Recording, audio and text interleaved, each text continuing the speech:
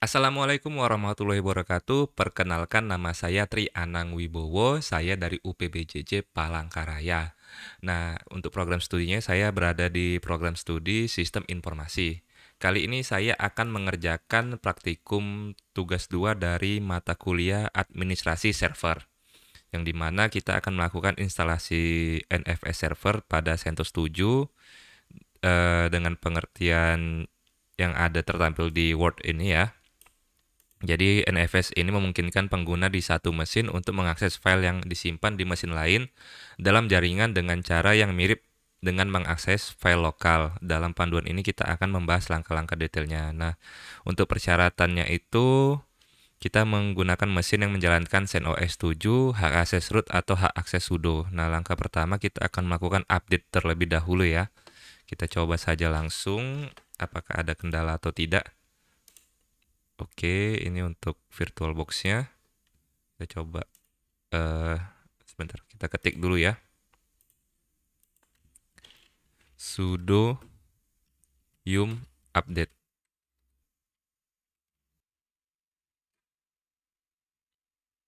Oke, sudah berhasil ya. Jadi ini sudah berhasil untuk proses update-nya. Kita tunggu dulu. Mungkin akan memakan waktu karena ini prosesnya download ya.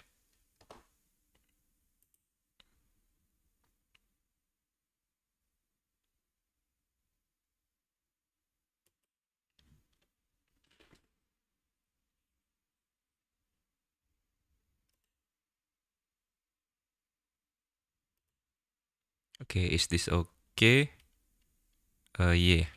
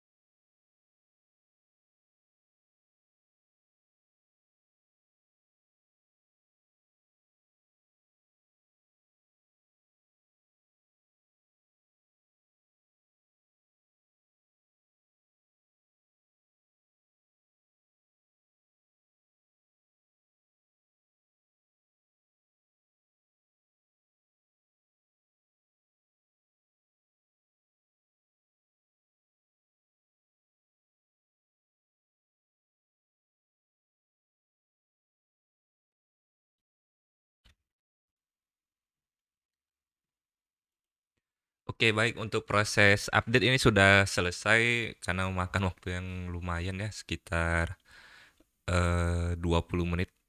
Nah, jadi kita lanjut ke langkah berikutnya. Oke, untuk langkah berikutnya kita akan melakukan install ya. Jadi untuk langkah kedua kita akan menginstal NFS server. Setelah sistemnya tadi sudah kita perbarui, jadi cukup lama.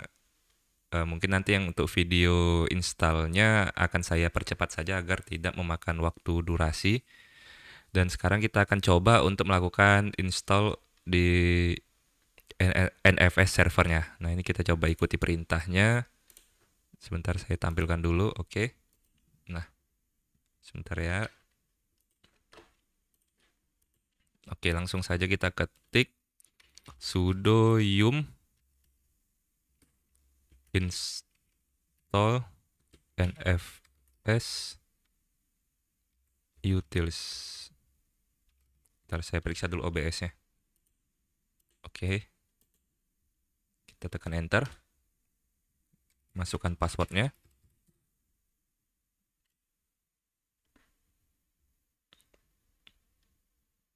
Oh, sudah terinstall ya. Jadi NF Utils-nya ini sudah terinstall di versi terakhir. Oke.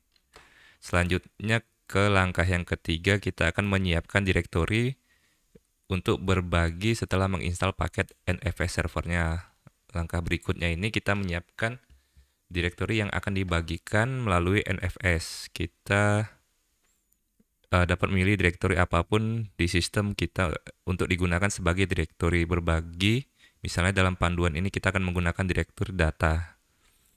Nah, jadi kita akan menggunakan direktori data. Kita coba ikuti saja panduannya. Oke, kita ikuti panduannya saja. Sudo make dir data.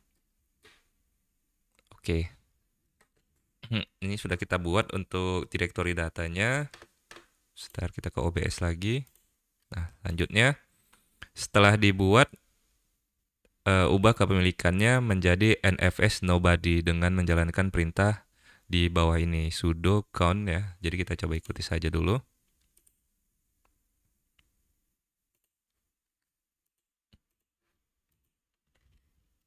Sudo, sebentar. Oke. Sudo count NFS nobody NFS nobody. Oke. Nah, kita akan berikan izin. Sebentar.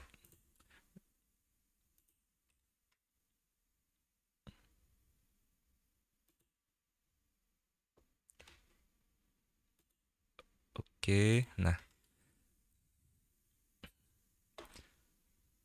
Berikan izin baca dan tulis di NFS nobody-nya dengan menjalankan perintah yang di bawah ini. Oke, kita ketik dulu untuk perintahnya.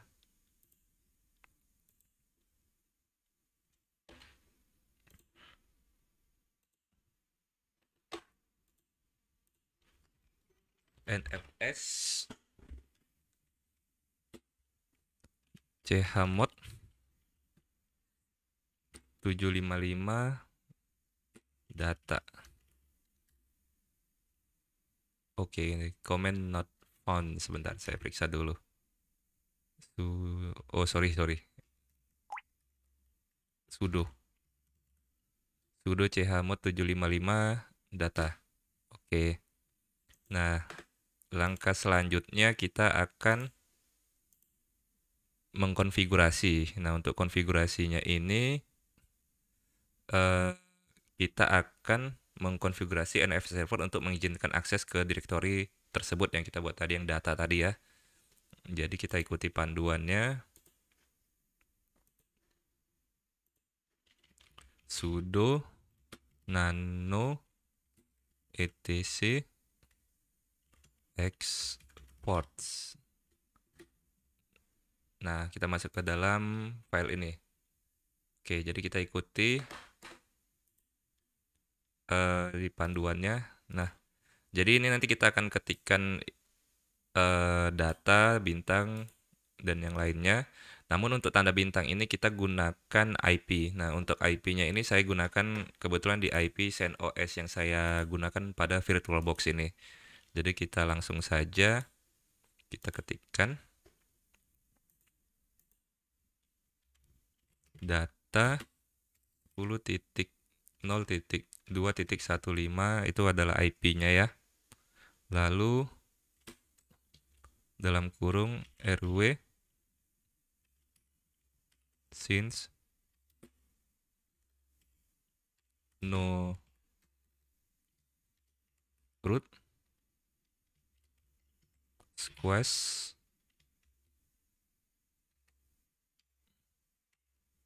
no all squash. Oke, sebentar kita baca lagi soalnya ya. Kita baca lagi petunjuknya maksudnya.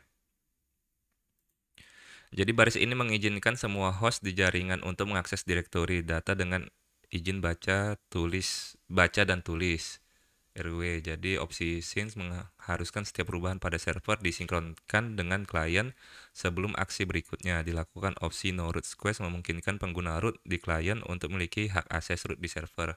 Opsi no all squash itu memungkinkan semua pengguna di klien untuk memiliki hak akses yang sama di server. Nah, setelah menambahkan baris tersebut, kita simpan dan keluar dari editor teksnya. Kita keluar dulu. X, apakah ingin disimpan? Y. Nah, simpannya di... Oke, sebelum kita simpan, ini sorry ada sedikit kesalahan. Ini garis miring ya, sorry, di mana? 24. Nah, ini sudah selesai, kita coba simpan dulu ya. Nah, kita tekan Y.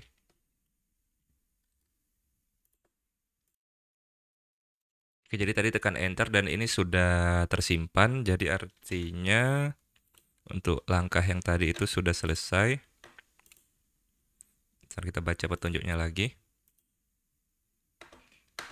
Nah, jadi ini tadi adalah alamat IP, ini memang saya tambahkan ya di Word-nya supaya tidak lupa maksudnya. Lalu setelah menambahkan baris tersebut, simpan dan keluar. Tadi udah kita lakukan, dan selanjutnya menerapkan perubahan pada konfigurasi NFS server, jalankan perintah di bawah ini. Sudo export ya. Kita oke. Sudo export fs min a. Oh, kita butuh password. Nah, oke sudah. Kita baca petunjuk lagi ya.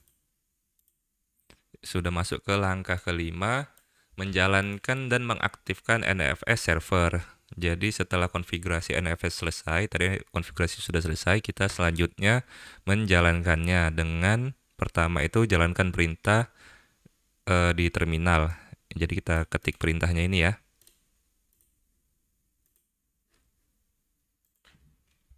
Kita perintah sudo systemctl start NFS server. Oke. Kita lanjut lagi ke panduan. Untuk memastikan bahwa layanan NFS server berjalan setiap kali sistem diboot, aktifkan layanan NFS server dengan menjalankan perintah di bawah ini. Oke. Jadi ini untuk memastikan layanannya berjalan ya. Jadi ketika masuk di sistem dibootnya, jadi NFS servernya itu berjalan. Oke, kita ketik dulu sudo systemctl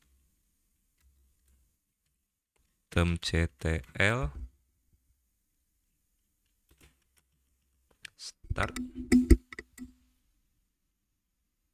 Sorry.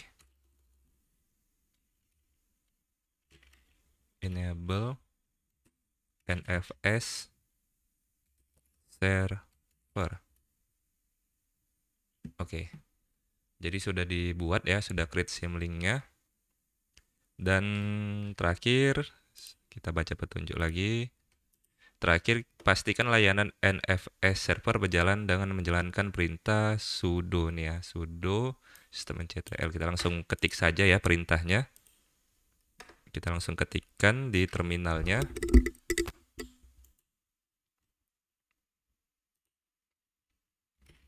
Sudo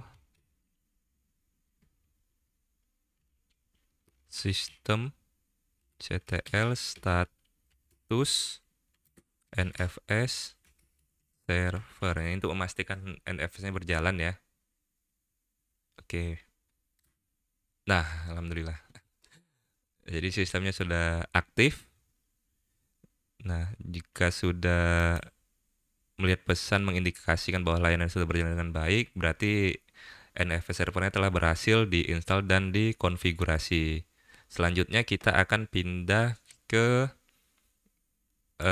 CentOS yang klien ya. Ini saya coba buat dulu. Nanti akan kita lanjutkan ke video yang berikutnya.